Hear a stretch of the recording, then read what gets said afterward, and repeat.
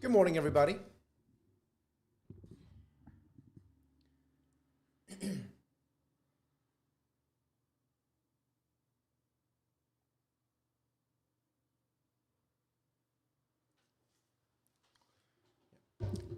Audio seems to be good, so we should be able to get started here in just a sec.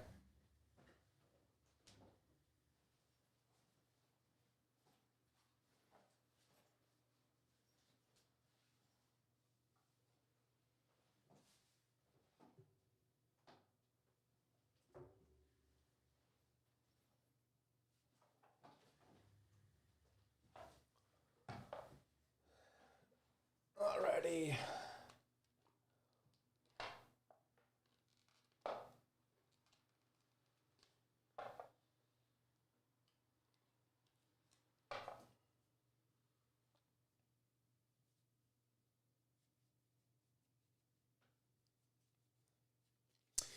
Okay, I would say let's get started. Good morning, everybody.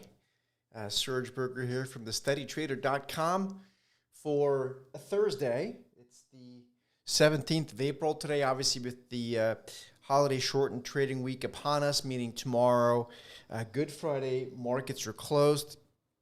So I would expect a lot shorter, a lot less volume today, or just less conviction. I can tell you two things before we look at the notepad here this morning.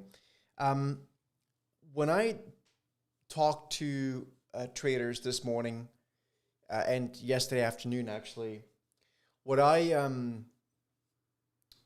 notice is that everyone is kind of you know concerned about holding too much stuff over the weekend.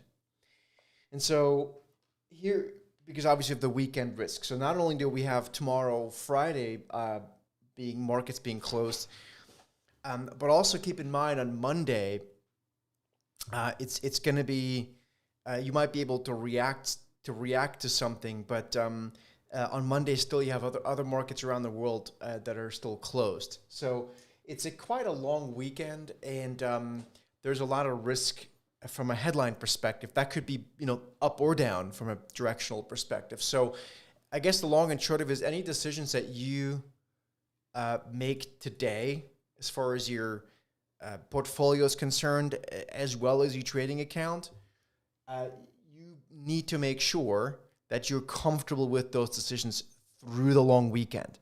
I think that's a really, really important point that I think everyone should take into consideration. So that would be my 2 cents from a risk management perspective. But let's talk about what's on the notepad. And of course, notepad is with me. It was with me for 3 flights yesterday. A lot of stuff on here, to be honest with you. But the things I want to go through are as follows. Let me quickly get to here. The things I really want to go through is I want to talk a little bit about what's going on in commodities. I do want to remind people that we still have an elevated VIX environment, so that's what the VIX chart is for. And then I do want to go through and talk a little bit about some of the technical levels that are very well respected now on some of the big stocks out there, which reflects I think the environment that we're in, which is less stimulative, at least as far as U.S. markets are concerned. So first of all, just a quick reminder, we talk about the VIX.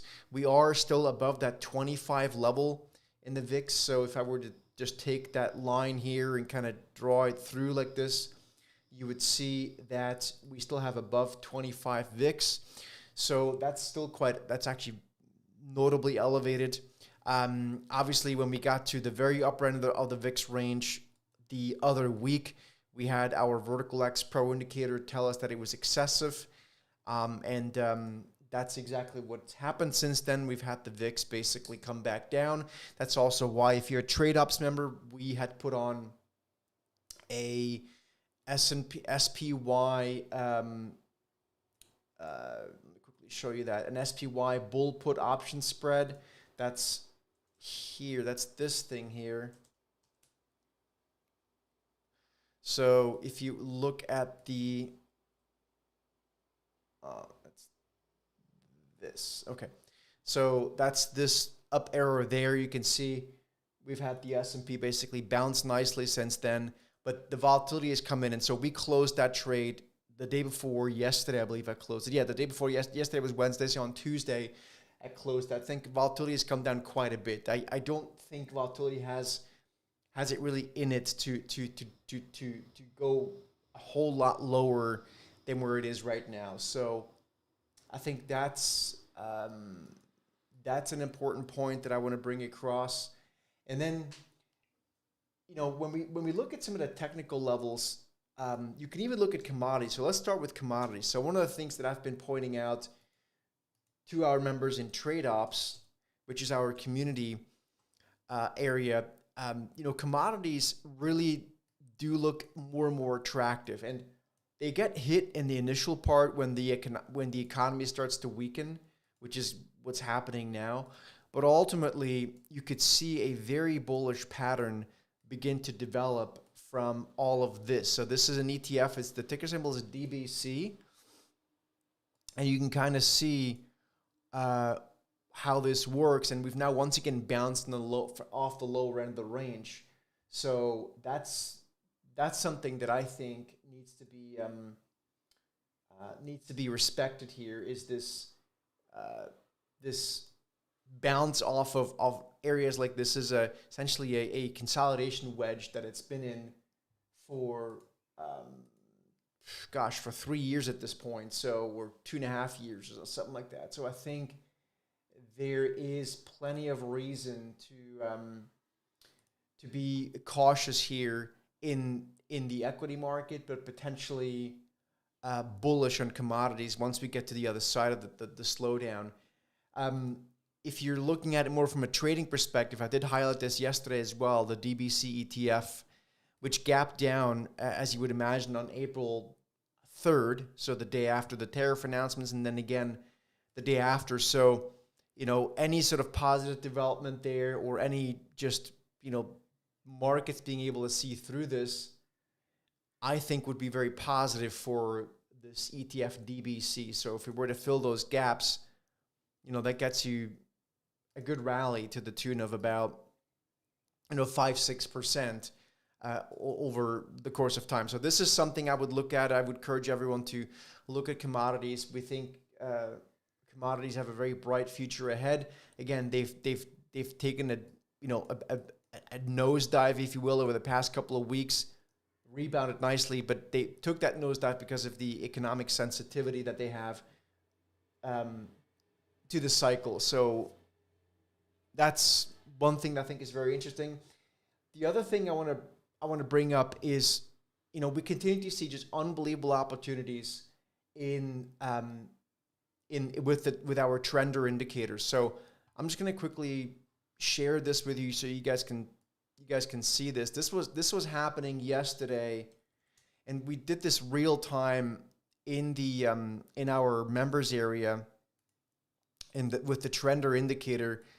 And we narrated this in real time, and I can show you. But there's just so much momentum in these markets that I think it's really silly not to take advantage of it. So if you have not traded in a market that is not a bull market, which a lot of people fall into that category, and you kind of scared by what's happening right now, just know that the trender is such an unbelievable tool.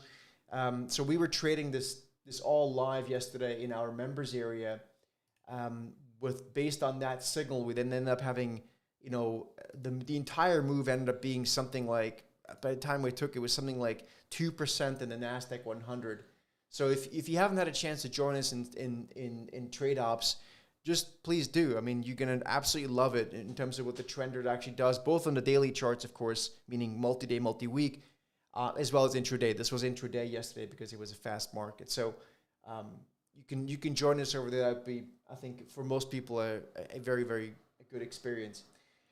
Let's talk about technical levels a bit more, because technical levels are starting to get respected a hell of a lot more than they have for some time. So I'm going to just quickly show you this, because I think this is really important to contextualize at least why I think this is happening. the reason I think why we're seeing technical levels being respected better has a lot to do with I guess what I call market structure. So the market right now is a lot less driven by fiscal and monetary policy because there isn't much stimulus there in the United States. This morning, the ECB just dropped rates by a quarter point, so you're seeing stimulus in other parts of the world, not in the US, at least not right now. And so when you have markets be more in the path of price discovery, or be more focused on price discovery, natural price discovery, a more of a two-way market where machines aren't blindly buying because they know free money is more aplenty every day. When you have that taking place, you typically see technicals levels respect better. So you look at Apple, and you can see Apple. I mean, I haven't seen a clear chart like this in honestly quite some time. And again, it's because the machines are less influenced by fiscal and monetary policy because there isn't that much right now. Again, that'll change at some point. So it makes for cleaner chart analysis. So for all of you guys that look at charts, and that actually makes that part of it should make life easier. So again, what I'm trying to show you is Apple breaking down and coming right back to that area of previous support, now resistance, at least for the time being. Or you look at something like ASML, same exact, and these are big names. I'm not cherry picking those names. I'm picking because they're very big names. Breaking down, rebounding, and like that kind of stuff, that kind of clean technical analysis hasn't worked in a long time. And if you've been following what we do over here, you've heard me talk about that drawing simple lines is really not the way to go usually, particularly not when you have a fiscal and monetary policy that just bubbles things higher. But when you come off of that, which I think we are right now, at least for the time being, the clean, the simple chart analysis can work better. Even the S&P 500, if you look at the SPY, I mean, look at how these levels are holding. I mean, it's super simple, these horizontal lows, but they've been holding, right? So when we broke down on April 2nd, the rebound has been very clear, right back to resistance. So that is very helpful for someone that might be someone who's just using technicals. And I typically try to caution from just using technicals. Speaking of technicals, though, and things that are still holding up very well, we talk about silver miners. We have been focusing on silver miners both from our momentum indicator perspective, but also with our market rover as a trend following point at this point. And silver mining stocks, the SIL ETF, is just acting very well. Still, I don't know if it's going to be able to sustain a breakout here on a Friday before a holiday, long week, holiday weekend. But it's certainly something that I wouldn't want to be short right now. Just keep in mind these things are volatile, so it's always good to be cautious on these kind of things. So with that, it's also Ticker Thursday. So if there's any tickers you guys want to look at, let's do that. Would love to go through a couple of tickers you guys have. We just looked at Apple. We just looked at the S&P 500. Actually, one question that I did receive from a viewer by email overnight is this idea of MSTR and Bitcoin, and I just want to quickly reiterate on that a little bit. So just to kind of make it clear what our point is. So Bitcoin, I have a longer term view. I think Bitcoin can do very well. I own some. I bought some in 2020, and that's my position. So I have a few Bitcoin. That's great. But what it is right now, it's choppy, right? It is notable, though, that it's holding up better than the equity market. And one could make various arguments why that is. I'm going to say one argument that I hear few people talk about is the fact that Bitcoin is more of a retail product. And so this is actually really, really important what I'm about to say, in my view. So the retail investor, which is probably 80%, 70% of you, there's 30% institutions here on these calls typically, is still very much in the buy the dip mode. if you look at all the statistics, and we have our own polls we do in-house, we still see 30, 40, 50% of people looking to buying the dip. And that Bitcoin price reflects that sentiment. Also, and I mentioned this yesterday in trade ops, that we saw the NASDAQ 100 2 days ago, so I guess Tuesday, had more new shares created than ever. So there's more NASDAQ 100 people long than ever before. And that's basically retail. So the retail investor, in our view, is essentially definitely not capitulating. I'm not even close. They typically will capitulate way lower. And it's like I've been warning people for 12 months now that will happen at some point. It's really more a when, not an if. And so what I am concerned here about is that the retail investor ultimately gets this wrong, and then this sort of hope that people are putting on Bitcoin breaking out from here, and it's possible. Like, I mean, in fact, I would welcome that. That then completely breaks down and Bitcoin goes towards 50,000. And if that happens, then MSTR, which I highlighted the other day, could be an epic bubble to implode. Again, I have no position on that. I'm going to do a bit more research over the weekend. I've been working on this research project for about a month now.